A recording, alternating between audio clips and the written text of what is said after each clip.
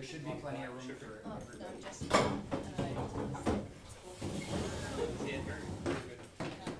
keep it forever. And If then it comes to this, too. I can just pick this up and move it?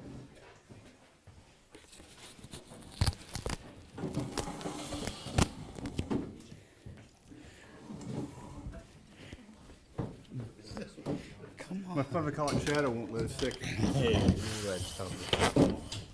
So that's what we go to. Move this so you don't fall asleep. Oh. Is that me making all that racket? Yes. This seat is cold. Well, You know what, I guess I can hook it to something. what's the intent of this recording? There you go. If I can say this, this was advertised, and it's been advertised all over the town, and it's been advertised all over social media, and it was stated that that Charles and WFKT were going to be here. So if you were not aware of that, I'm in a situation where I'm not going to ask Charles to leave because this is a veteran function, and I don't want to ask you to leave. So I'm asking you if it would be okay if you would reconsider. I'm not gonna reconsider, but in the purposes of his tapings, he needs to keep the camera off. Okay, can we manage to do that? Yeah, right now we're focused on you, Okay. so if, So what I would ask is if you wouldn't mind coming to this side for me. Yep. And if you can turn it away for a minute for me. I hate to ask you, but in order to keep you out of it, would it be best to have your back to it? Yeah, that's why I sat over there a while Okay, ago. so would you mind moving for me? Is that, would you like the seat? Yeah, that's why I Okay. sat there to begin Yeah, with. you can I'm have just the trying, I'm trying to That solves appease the problem, you everybody. can have the seat. No, sorry. Actually, I'm gonna take off, Leroy. I'm past my time. I appreciate you Hey, coming. thanks for inviting me. Have a Thank good you. evening. See you, Dale. Nice meeting you, bud. Okay. Okay, so is everybody all set now? Or, like I said, I apologize for any inconvenience. That's not what we wanted. This is supposed to be something that's informative to veterans, the community, student veterans, dependents. It's supposed to be a good thing. It's not supposed to be something that's, Yeah, but it's, those of us So- that have worked in the military and worked for various agencies are very particular about our privacy. okay, and I understand, I'm not taking away from that. Most of us here are veterans and do at some focal point, have relations that require privacy as well. I didn't mean to take away from your privacy. However, that being said, this was already advertised that WFKT was going to be here. So I'm sorry that you didn't see that, but we'll just move on. Believe me, I didn't see it because it wasn't there. Okay, well, I mean, Can we Well, approve by show of hands? that we- unfortunately, this is not a democratic No. event. There's no politics here, and I just want to state this right from the get-go, is that what we're doing here is informative. What we're doing here is supposed to help bridge the gap between legislation and student veterans, dependents, community, veterans in general. John has actually agreed to come here as a personal favor for me, so we can get some information that otherwise we may not have had. Moving forward, I wanted to thank you, Charles, for taking time out of your busy schedule to be here and record this event and bring it live to those who could not be here today. So again, thank you for that. And again, last but not least, I'd like to thank those in attendance and those who are watching live stream. And next I will introduce John DeVoe. John DeVoe is a 14-year U.S. Army on active duty, Reserves and National Guard with 2 deployments to Iraq.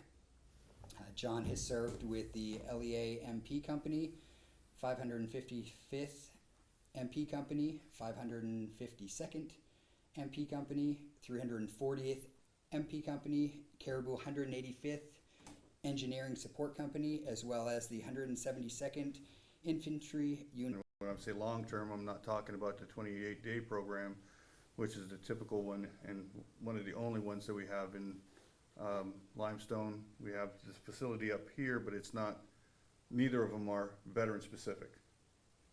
And that's some of the challenges that we've been seeing is that, well, let me put it like this. One of the founders deployed with me had a severe drinking problem after he came back due to his PTSD. They call it co-occurring disorders. And that was the term that I learned after I came back and started getting some help myself. So because of his drinking and PTSD issues, the fact that the Limestone farm didn't work for him, and there really wasn't any facilities around here, I ended up driving him down to Bath, New York, because that was the next facility that was open and had facilities for him. That failed him because about 45 days in, they were getting day passes, or after their day session, they were kind of left to do whatever they wanted to do. Well, he figured he was thirsty, and for remaining 45 days, he was drinking. He died in 2015 from liver and kidney failure. And there was nothing that I could do to stop it. Now, it's not my choice. It was a choice that he made. And that's something that, you know, I've learned to live with because of the psychiatrist and the psychologist that I see. I've been seeing one for 7 years. I used to be a police officer with Caribou and Limestone Police Department until the day that I told a family that I'd gone through several times.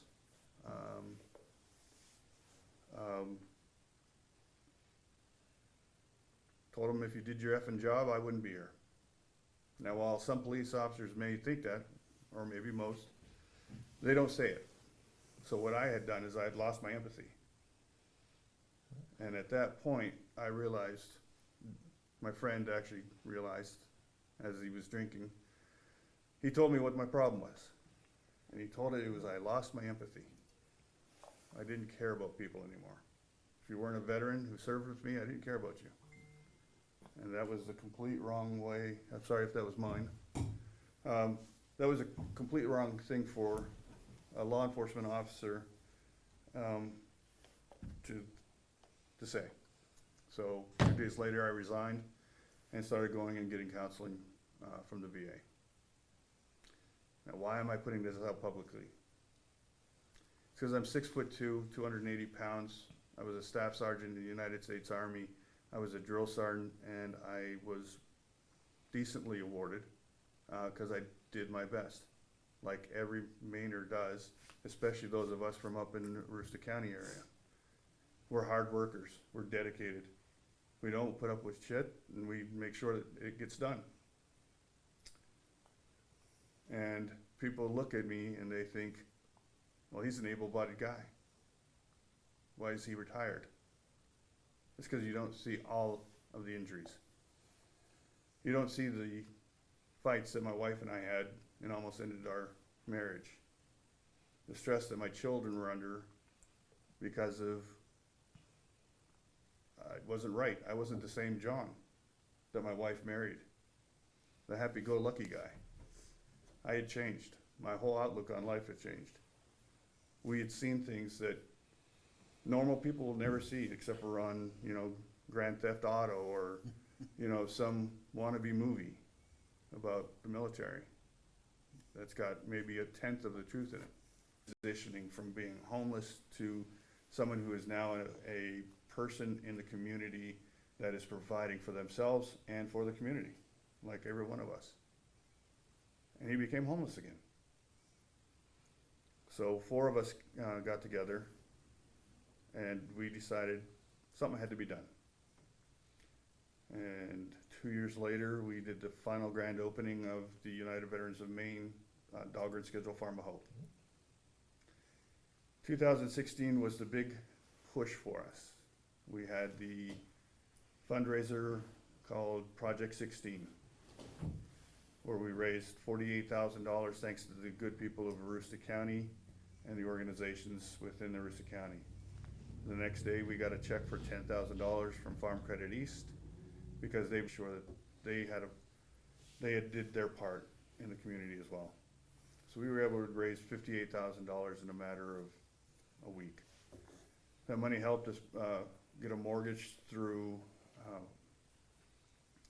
North State Federal Credit Union, excuse me, to purchase the property and then start building. So being a prior military and an operational guy especially, I set out on a lofty goal of remodeling a 2,000 square foot building into offices. And we did that in 4 months, and we had our grand opening April 15th, 2016. And I've got pictures. If you know where it's at, it used to be the old Phil's Florist, right off the Washburn Road in Caribou. So there's pictures of me sitting at a table kind of like this on the backside of the walk-in cooler, doing schematics and plans of how we wanted to see this go, to include the cabins that we ended up building afterwards. December 2016, I had set a task for October. We accepted our first individual November or December of 2016, where we ended up 2017 with just over 200 bed nights. Now, what does it mean by a bed night? A bed night is the number of beds that you have in your facility and the number of people that have stayed in your facility per night for 365 days. So our first year, and we hadn't even finished our 4 duplexes yet, we had bought a trailer, and I mean a camper trailer, for the individual to be able to live in, and he was there for 277 days out of the first year we were open. The next year, July 2017, we had the groundbreaking for our cabins. November, we started taking applications. That year we had over 1,000 bed nights. That brings us into 2018, we had over 1,000 bed nights. 2019, all the cabins are now up and running. 2019, we had just over 1,900 bed nights. We have 6 individual units and a family unit. And we were full some of those nights. 2020, it's just the Marines or the Coast Guard.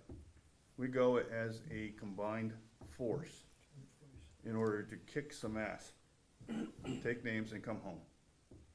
Then why the hell are we, as veteran service organizations, pissing in the wind at each other? Okay, I'm, as a combat veteran, am no better than a veteran who served in the National Guard, who didn't go anywhere. We are all working for the veteran. We all can wear our hats in our own clubs. And our clubs may have benefits for certain veterans and eras and services. I'm a member of the DAV, the VFW, the American Legion Riders. I can't be a Marine. I don't eat crayons, and no offense. Wow. That was actually live, just like Yes, it was. Courtesy of John DeVoe. Let's see. Okay, we should My probably- medication's slowing down now. We should probably move on to the legislation now. I don't want to get to legislation. We're talking about, that's politics. No, but Okay, that's why we're so here. one of the reasons that Leroy had brought me here was he wanted me to talk to some of the legislation that's going on within government. And the reason that I became a person who is a representative, not a politician, is because I had asked a representative to put a bill in for me that would work similar to what's called the grant per diem program that the federal government has for shelters or transitional facilities. So the federal government has this, they pay bed night rates of $47.36 it might be 32, I'm not sure. But there wasn't anything really for new organizations specifically to the state of Maine for veterans in the state. And that's taking in more than the federal definition of a veteran, it's also bringing in a state definition of veterans. And yes, there is a difference. A federal veteran is a person who has served on active duty, was called up to active duty, or was injured on active duty. I think those are the three, I might be missing. National Guard soldier, Army Reserve soldier who does not go under what's called Title 10 orders or federal activation is not considered a veteran unless they've served 20 years and retired. So they don't get all of the, so a National Guard soldier who serves, oh, I served 14 years. I did do active duty, so that made me a veteran. Most of my time was Guard and Reserve. I deployed twice in the Guard and Reserve. I didn't deploy while I was active duty. So, you know, it's one of those situations where, well, does it make me better because I deployed in the Guard and Reserves than it did the three and a half years I did in active duty and didn't go anywhere except for, I mean, I went to Korea. That was really cool. I got, you know, kimchi and soju for those who know what Korea is about. But I was there serving my country as a teenage kid who didn't really know much about what was going on. Where were you in Korea? Well, Nice. the first 4 months were Pusan, and then I became part of the Op 4 team that went around to all over while they were doing their readiness training. So I wasn't much like there, because we would infiltrate the training units and do things. But anyway, so the legislation, the 4730, since there wasn't a state fund to take care of those veterans that fell in the crack, if you will, or weren't in the box as the federal government has it. The benefit of having that fund is it makes it a lot easier to keep that program going. So we do a lot of grant writing, we do a lot of fundraising, and that's a lot of stress on the group that we have. We're all volunteers. There's not one of us that gets a paycheck, not one of us gets a dime. I don't get reimbursed for mileage or anything else like that. We do it because we care. Not because we have to, or not because we get a nice $90,000 paycheck like some nonprofits do. We don't. So what we're looking at is finding alternate ways, instead of having to go and keep asking Aroostook County people for a nickel, a dime, $1 or $2. We want the state to step up and say, okay, we're gonna take care of this portion, the VA is taking care of that portion, let's work together. Those are some things that are now starting to happen within the Bureau of Veteran Services as well as with the VA on a couple different projects that I've been asked to work on with the state involvement. Now, that isn't a legislative bill that's coming through yet. Those are things that I'm working directly with the departments on. Then if we have to, we'll get a bill through. Now, there's other bills that go through. This is my feeling as a veteran. Some are feel-good bills, meaning you served your country, so your entire family is going to get to go to the state park because they're allowed to go through and get the state park pass for free that day. I don't see how that benefits the veterans who are in the most need. Okay, while it's not bad, and I'll be honest with you, this one really irks me. Just recently, there was a bill passed that allows veterans to have 5 non-commercial lobster licenses. Congratulations. 5? 5 traps. Can we donate them to somebody else? No, because the license got to be in your name. It's non-commercial too. I have a huge problem with that. Oh, yeah. I mean, while it's a feel-good bill, and sure, I'll probably go get some lobster and you can bring the butter. It doesn't serve the veterans who are in need. All right, does this mean that a veteran who's homeless now can go get his 5 lobster trap licenses and eat for a while? I guess. Gotta buy a boat first. You know, I never thought of that. I don't have a Makes more boat. problems. I'm in Aroostook County with a Ford F-150, no boat. So, I'm gonna get flack for this, because that's not politically correct. I don't care.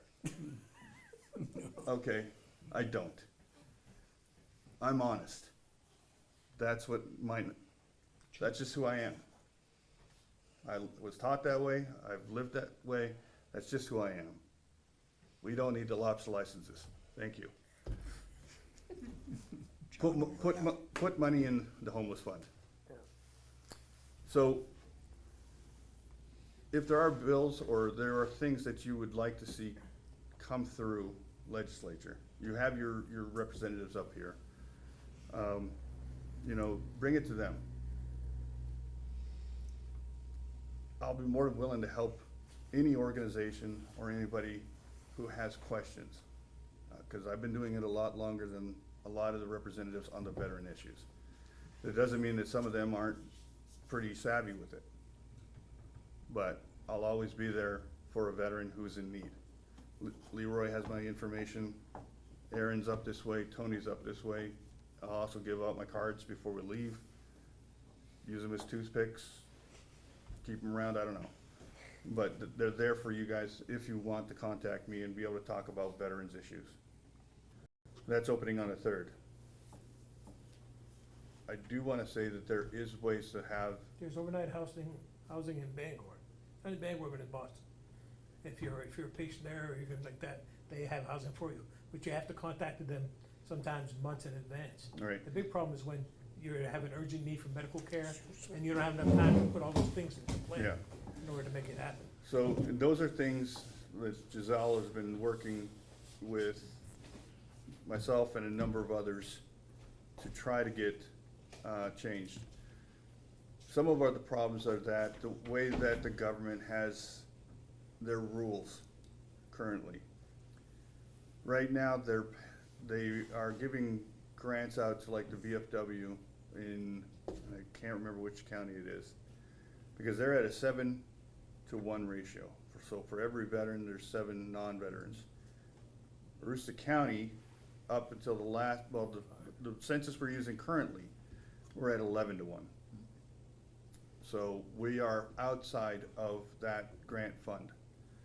So there are challenges that we've been discussing for at least the last 4 years with the VA directors.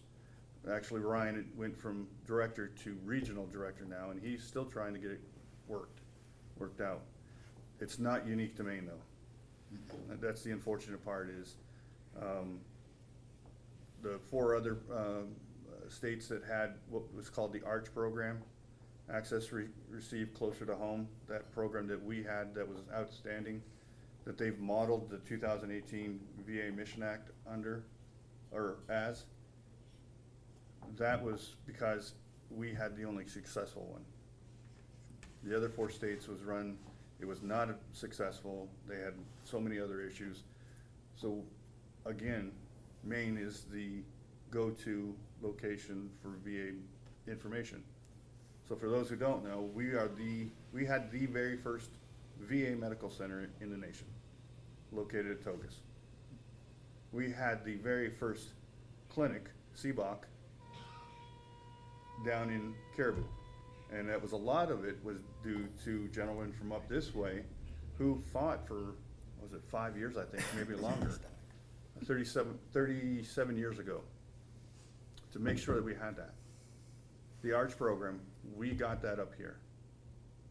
And I don't mean we had that up here, and it was the most successful program in the nation for veterans health care. And they've modeled this new one after that. And it truly benefits our rural veterans. It does have its challenges because we've just switched over to a new middleman. Payer is really what they are. They're like ADP for payroll. They don't have anything else to do other than cut the checks and make sure that the appointments are done. So you'll get a call, veterans will get a call saying, hey, we got your PCP's request for you to go out and see an outside doc. So especially you guys up here, You go down and you see Lana or Dr. Mack or somebody, and they say, okay, you need to get MRI.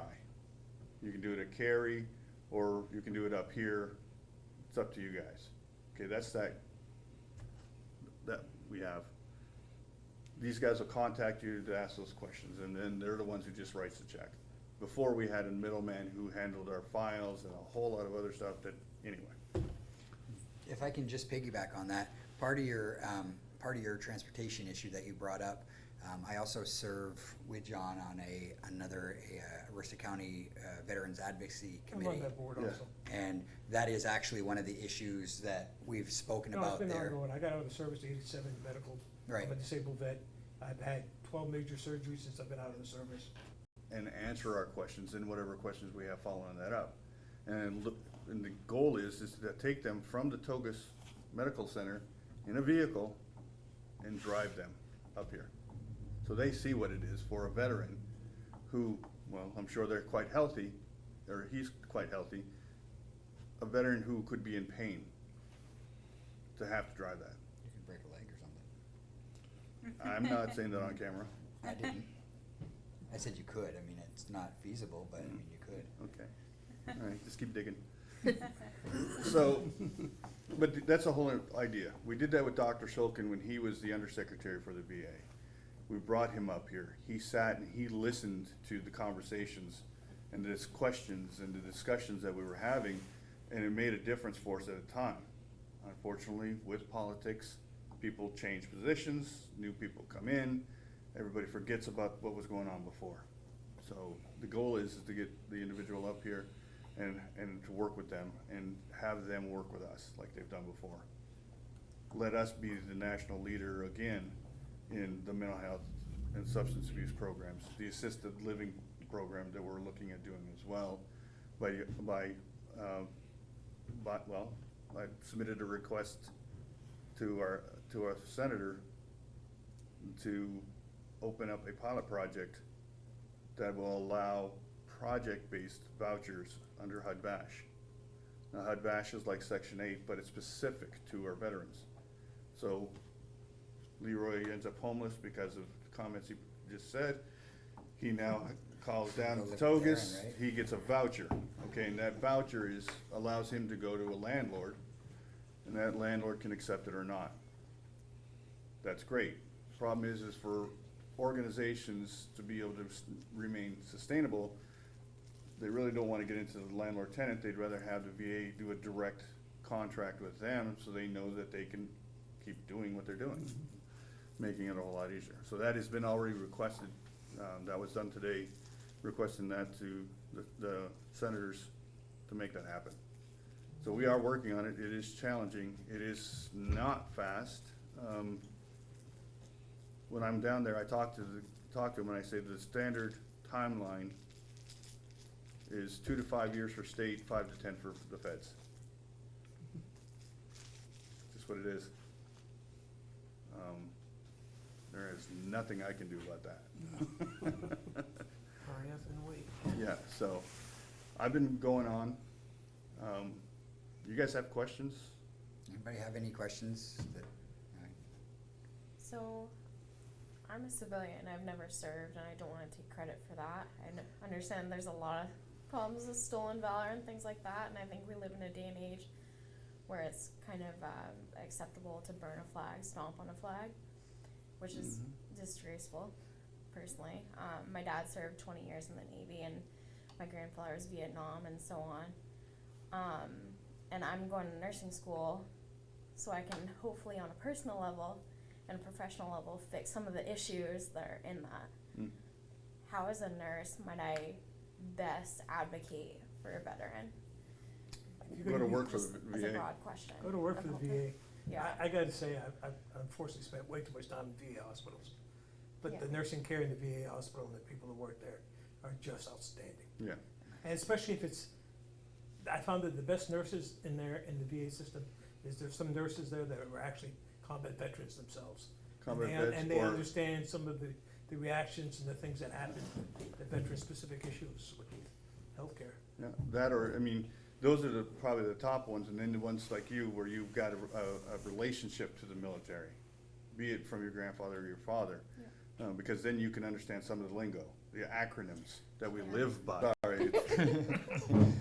So that is something that's in the works. Can't really go into a whole lot of detail until we have more detail on it.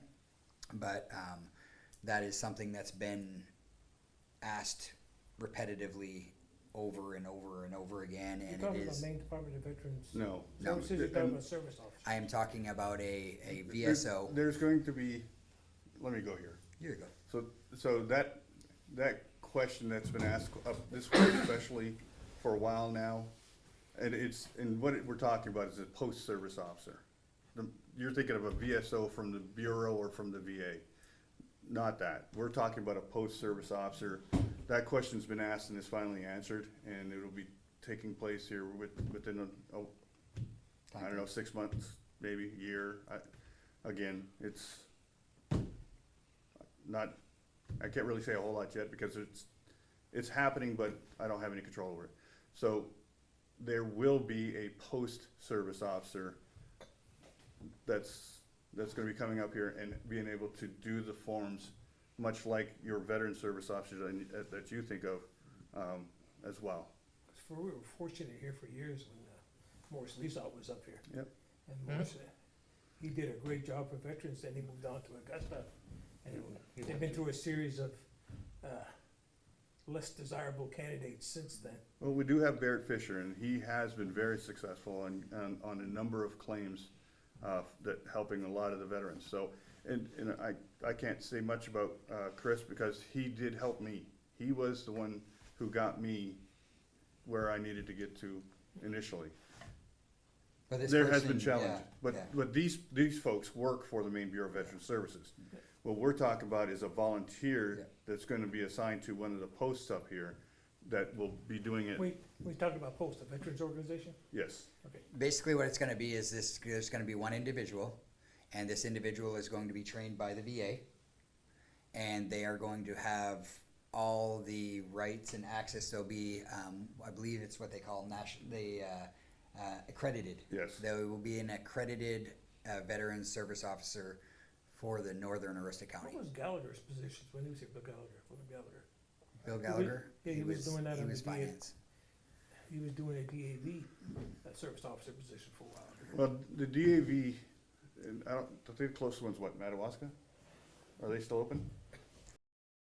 I'm not sure. So the DAV does the same thing. They do a national certification or accreditation. So there are veterans in central Maine that have that or had that. A lot of times the posts do what they call, it's a 4-hour course they're a post-service officer. All right, and that's to fill out, and I don't remember the number on the form, but there's a form to get you started in the VA. And then generally they get assigned somebody from one of the accredited. You're actually gonna have an accredited person up here as a volunteer that's gonna be able to do a lot of that stuff for you. One that speaks French. I believe so. It's not me, guys. I speak enough French to get into a fight, a beer, a bathroom, and French fries.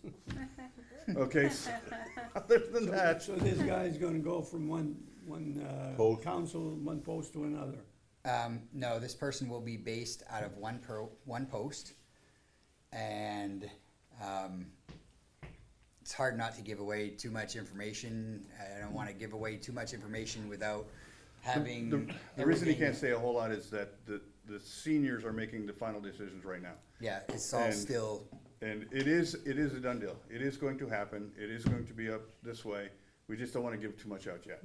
So, just be advised that you will be having a notice. Leroy for having me come here this evening.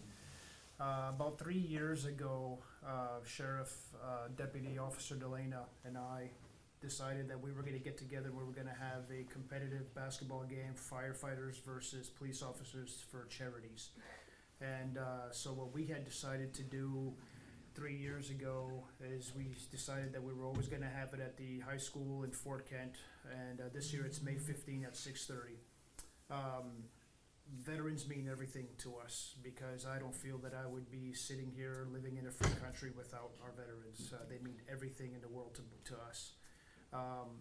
So 3 years ago, when Mike and I were kind of talking, we know that, you know, law enforcement and firefighters serve their communities and stuff like that, but we just wanted to take it just one step forward. We wanted to try to see if we could get charities involved and do something for charities every year. So of course, you know, our first year getting into it, we were like toddlers just starting how to walk. We didn't know, you know, what to do, so we got, you know, booster clubs involved and everything to kind of help us along the way. And so we raised enough money for the high school to get their outdoor lights that year. We put them over the top to get that.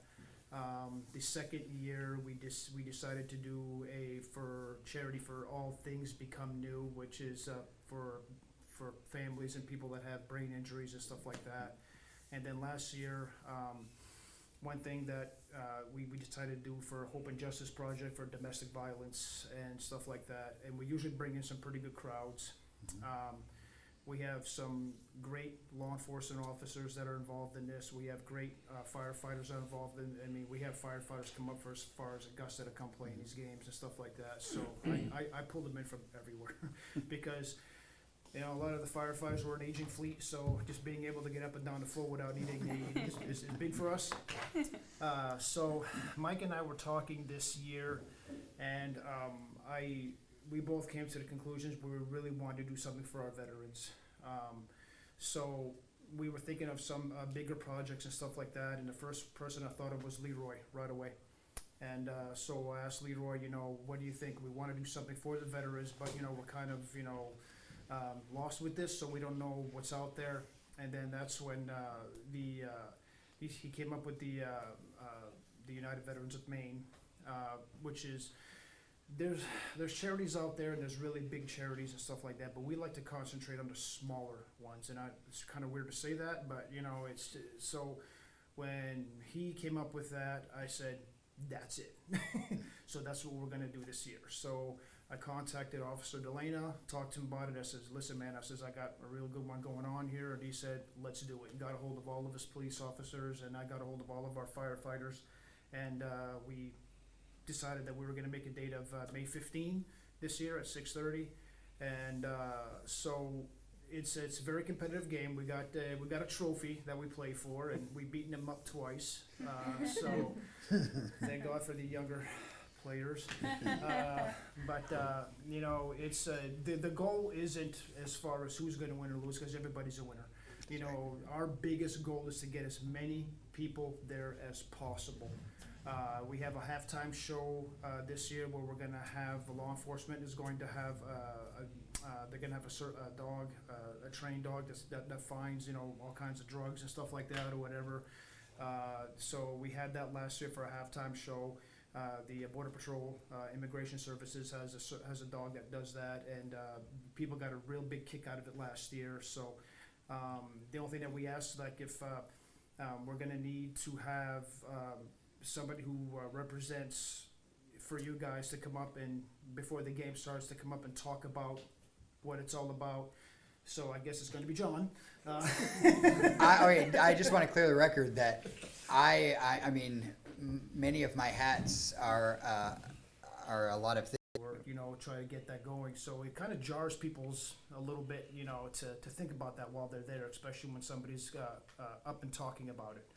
So May 15, 6:30, whoever can be there, that's fine. And I think we televised it last year. And so it'd be kind of cool. We'll try to see if we can get a GoFundMe page going somehow.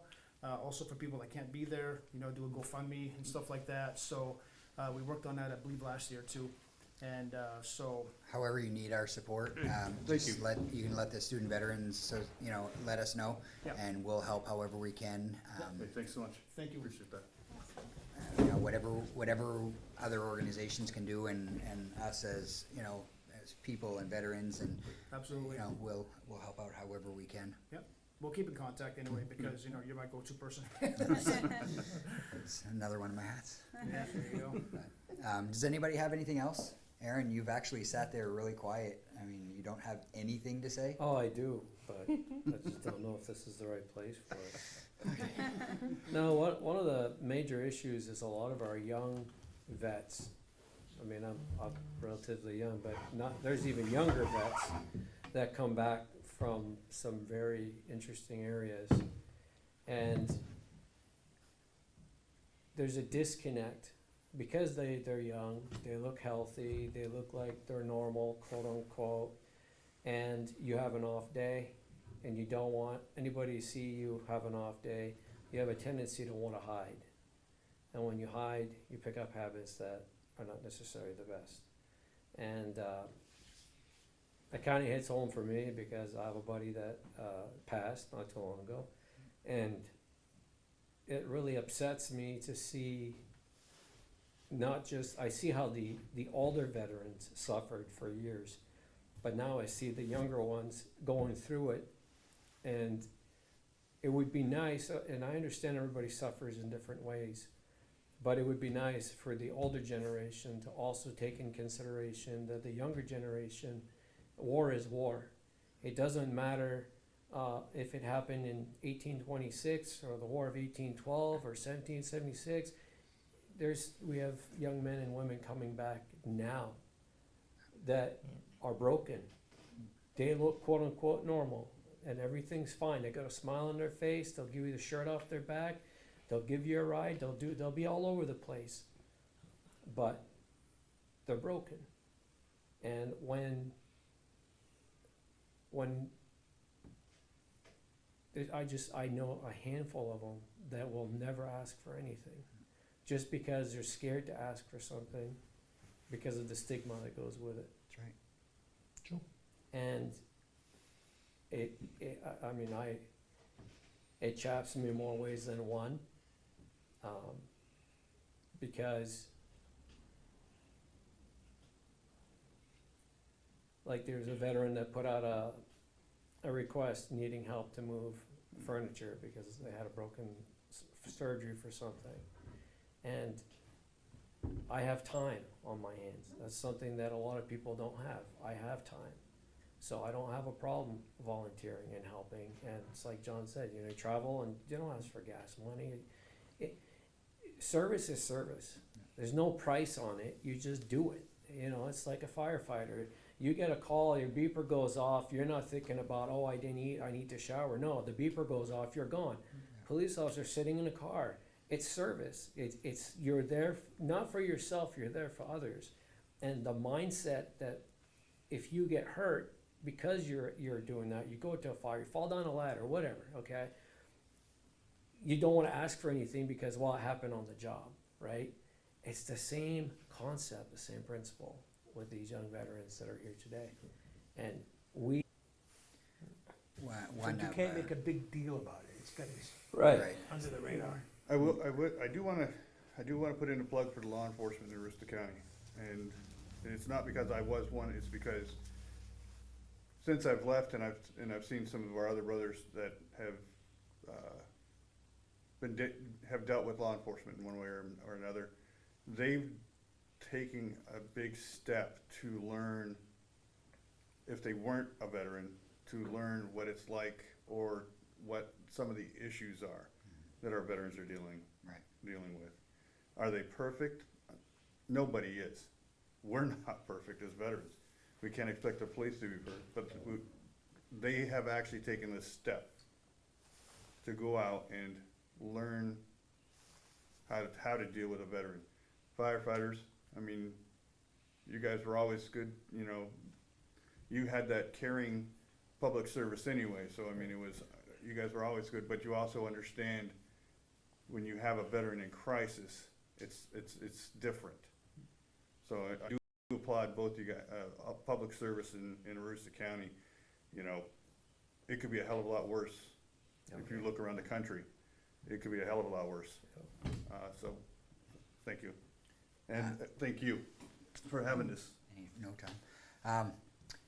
I just want to share one thing, and I challenge everybody on this. I have a mentor of mine, and obviously I have, being in the limelight often, I have multiple mentors, and quite a a few of them. But my mentor challenged me to, when I see a problem with a veteran, or I hear of a problem with a veteran, to do what I can do to take action to solve that or to help that veteran. So I sit here and I look at everybody here at this table and everybody that's watching, and I challenge every one of you that if you know of a veteran that needs help, reach out. Everybody knows how to get a hold of me. If you don't, somebody else does. I mean, the contacts and the networking that we all have, there's not a veteran that should ever be in need. There should be a way that we can help. And that's what this is all for. So, One thing, one thing that I find is the younger veterans, like who've been fighting this war for 16 years, and the ones that are coming out of that don't want to be involved with a club like the American Legion, or for some reason, and they'll come once and then they'll leave and you don't see them again. You kind of wonder, why is that? I mean, most of the clubs now, people are getting old. We go to the funerals, and you know, it's not a young crowd. And you kind of wonder, when all these old fogies go, what's going to happen? it's our job to educate. The younger generations, you know, even like myself or Aaron or John, that are younger than others, and I hope that didn't sound offensive in any way. But anyway, You're amongst friends. right, but we have to be able to educate those of this generation in order to get them over here. So, I mean, there's recruitment issues, and I mean, each VSO has their own personal way of